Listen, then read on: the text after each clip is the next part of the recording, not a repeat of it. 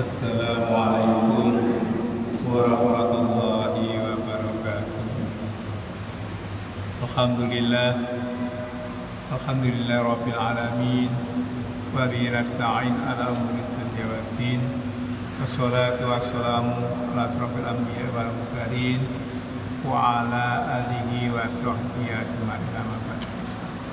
Para jamaah dan siapapun yang berkenan belajar kitab Riyadhus Shalihin, kita lanjut belajar kita di hari ini, hari Ahad tanggal 18 bulan Jumadil Ula tahun 1447 Hijriah, bertepatan dengan hari Sabtu tanggal 8 bulan November 2025. Sholawat dan salam kita aturkan kepada baginda Rasul. Mudah-mudahan kita dapat syafaatnya di akhirat. Alhamdulillah, pasal tobat, pasal niat, pasal ikhlas telah kita pelajari. Kita lanjut berikutnya, yakni pasal sabar. Semoga kita ditakdirkan menjadi orang yang sabar. Allah berfirman, dalil naklinya, a'udzu billahi minasyaitonir rajim. Bismillahirrahmanirrahim. Qala Allah Ta'ala, ya ayyuhalladzina amanu sabiru wa sabiru. Ya ayyuhalladzina amanu, hai sekalian orang-orang beriman. Sekali lagi ayat-ayat yang diawali dengan ini berarti kategorinya adalah surah Madaniyah atau surah yang turun ketika Kanjeng Nabi sudah berhijrah ke Madinah. Ada dua kategori dalam hal turunnya Quran, yakni ketika Kanjeng Nabi masih berada di Mekah, biasanya diawali dengan ya ayyuhan nas, kemudian ketika sudah hijrah ke Madinah diawali dengan ya ayyuhalladzina amanu.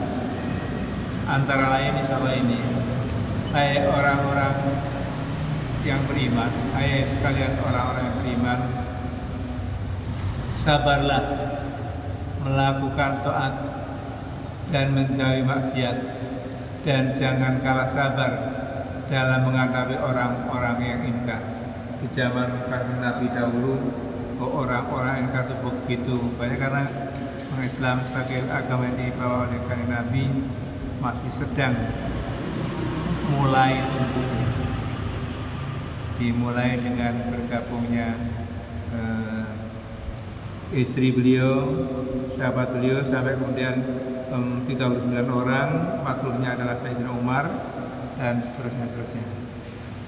Namun gangguan dari orang-orang ingkar masih begitu banyak, mungkin karena belum sepaham. Dan orang yang mengganggu tadi atas izin Allah kemudian menjadi pengikut Kanjeng Nabi yang mempertaruhkan hidupnya menjadi benteng perkembangan Islam berikutnya. Ya, insyaallah begitu. Antara seperti Sayyidina Umar, sahabatnya sendiri yang dulu memusuhi Kanjeng Nabi, Abu Sufyan, kemudian Ikrimah, dan seterusnya. Baik, firman Allahnya tadi Quran Al-Imran ayat 200. Insyaallah itu dulu, nanti kita lanjutkan untuk Qurannya. Sekarang kita lanjutkan hadisnya. Hadisnya yang pertama dari Abu Malik Al-Haris bin Hashim Al-Asy'ari radhiyallahu anhu berkata, bersabda Rasulullah SAW, kebersihan dalam kurung kesucian itu setengah dari iman, dan ucapan alhamdulillah itu memenuhi timbangan, dan subhanallah serta alhamdulillah itu memenuhi apa yang diantara langit dan bumi.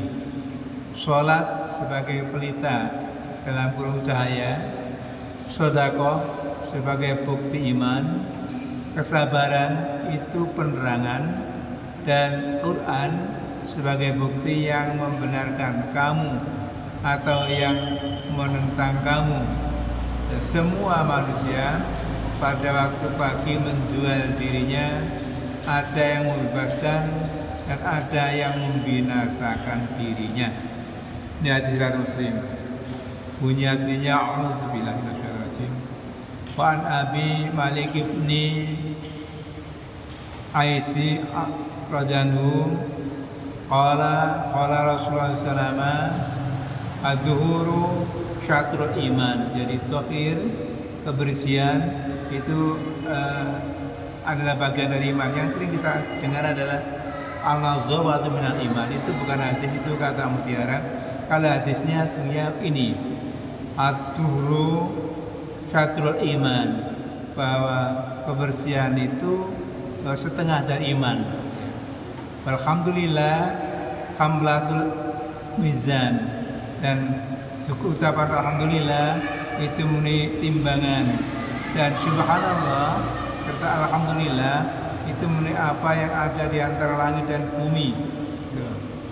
Itu penuh dengan subhanallah, alhamdulillah. Subhanallah artinya adalah maha suci Allah. Alhamdulillah itu segala puji hanya bagi Allah. Yang patut dipuji itu Allah, bukan makhluknya Allah. Jadi semoga kita tidak dalam tanda petik suka untuk dipuji, ya, karena yang berhak untuk dipuji hanya Allah Taala. Kemudian kesabaran, itu penerangan. Jadi sabrun jamilun, kesabaran itu indah. Sabrun sa'idun, ada lagi sabar itu adalah pelita. Wal Qur'anun hujjatun, dan Quran itu sebagai bukti hujjah itu yang membenarkan, alibi kalau kira-kira.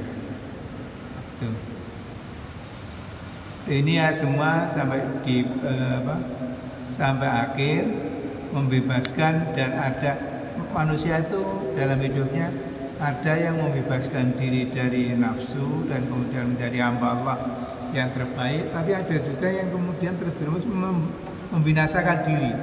Nah, ini mudah-mudahan kita tidak menjadi golongan yang kedua yang membinasakan diri karena menuruti hawa nafsu. Kemudian yang dijadikan patokan dalam hidup bukan perintah dan larangan, tapi adalah kemauannya dia yang tak terkendali. Ketika dibimbing itu, maka yang didapat bukan ridho tapi kebinasaan. Ini yang kita harus sangat hati-hati. Keterangannya dalam hadis ini terang sekali menunjukkan bahwa iman bukan hanya kepercayaan yang hampa, tetapi kebersihan itu separuh dari iman. Kalau iman itu sebagai kebersihan jiwa, pikiran, dari kepercayaan yang khurafat, maka kebersihnya lahir, perut, badan, pakaian, kantong atau saku, itu kesemuanya termasuk setengah dari iman. Jadi iman itu ditunjukkan dari kebersihan itu. Dan ucapan alhamdulillah, segala puji bagi Allah, itu memenuhi timbangan atau mizan. Nanti ketika kita akan masuk surga, apakah kita berhak masuk surga apa harus neraka, itu ditimbang dulu amalan kita. Nah, ini alhamdulillah yang kita ucapkan itu memenuhi timbangan. Dan dari pikiran yang sehat dan sempurna pasti akan menimbulkan rasa syukur. Rasa syukur segala sesuatu yang kita dapatkan kita syukuri dalam bentuk amal yang baik dan perhatian Allah Ta'ala. Kemudian memuji Allah atas segala sesuatunya akan menimbulkan rasa syukur, dan memuji kepada Allah atas segala nikmat yang diberikannya dan kejadian-kejadian yang di sekitarnya. Demikian pula kalimat subhanallah, alhamdulillah, itu maha suci Allah dan segala puji bagi Allah. Kedua kalimat ini kalau diperhatikan memenuhi angkasa yang diantara langit dan bumi. Semuanya yang terlihat oleh mata dan terdengar oleh telinga, semuanya menimbulkan takjub yang mengartikan kebesaran Allah itu serta kesuciannya dari segala sifat-sifat kekurangan. Jadi kalau manusia banyak kurang ya, tapi kalau tidak ada kekurangan di sana dengan subhanallah alhamdulillah tadi. Nah, di samping menimbulkan rasa puja dan puji kepadanya, maka sholat dan sabar itu sebagai pelita dan penerangan. Wasta'inu bisabri wassalam, maka mintalah kepadaku dengan sabar dan sholat. Sabar digandeng sholat yang menyinari kehidupan, dan sedekah itu membuktikan adanya iman dalam dadanya. Juga Quran itu sebagai bukti yang membela kepadanya jika ia benar-benar menjalankan, apalagi sebagai ajaran yang terkandung di dalamnya, dan akan menentang kepadanya jika ternyata ia itu melanggar ajarannya. Tiap manusia pada tiap-tiap hari itu menjual dirinya.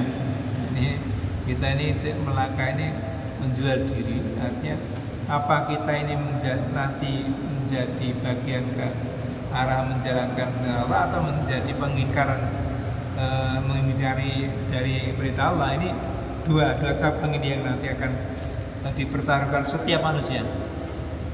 Nah, kalau nanti menurut Allah sudah dicadangkan surga, kalau merengkang itu namanya kafaru, ya, menentang atau ingkar, nanti ya neraka. Sudah disiapkan semuanya, tinggal pilih kita. Nah, sabar, sabrun jamilun, sabar itu indah, dan dikatakan wasta'inu bis-sabri was-shalah, maka di sini tadi disampaikan memintalah dengan sabar dan sholat. Mudah-mudahan kita ditakdirkan menjadi orang sabar. Siapa yang sabar itu? Di ayat berikutnya disampaikan, sabar itu alladzina idza sabatum musibah qalu inna lillahi wa inna ilaihi raji'un. Orang yang sabar itu adalah orang yang apabila terkena bala itu, maka dia mengatakan bahwa inna lillahi wa inna ilaihi raji'un. Segala sesuatu itu dari Allah dan dalam kendali Allah dan akan kembali pada Allah. Itu orang sabar akan begitu ketika dapat cobaan. Nah, kami ini miliknya Allah, dalam kendali Allah dan akan kembali kepada Allah. Apakah hidup dimuliakan atau dicelakakan, semuanya dari Allah. Jadi setiap kejadian yang menimpa dirinya disikapi seperti itu. Itulah ciri orang sabar. Jadi sekali lagi, ciri yang orang yang sabar adalah alladzina idza sabatum musibah qalu inna lillahi wa inna ilaihi raji'un. Yaitu yang apabila terkena musibah akan mengatakan inna lillahi wa inna ilaihi raji'un. Ayat ini menyatakan bahwa kesabaran mereka itu berdasarkan iman, tauhid. Mereka yang sungguh-sungguh kepada Allah. Tauhid itu mengesahkan Allah, mengerti benar bahwa segala yang terkenang pada dirinya itu semata-mata dari Allah, yang seharusnya ia rela menerima semuanya sebagai takdir. Demikian nanti Qur'annya akan kita baca pada pertemuan akan datang, insyaallah. Demikian juga dengan hati saya. Semoga sekali lagi kita menjadi orang yang sabar. Assalamualaikum warahmatullahi wabarakatuh.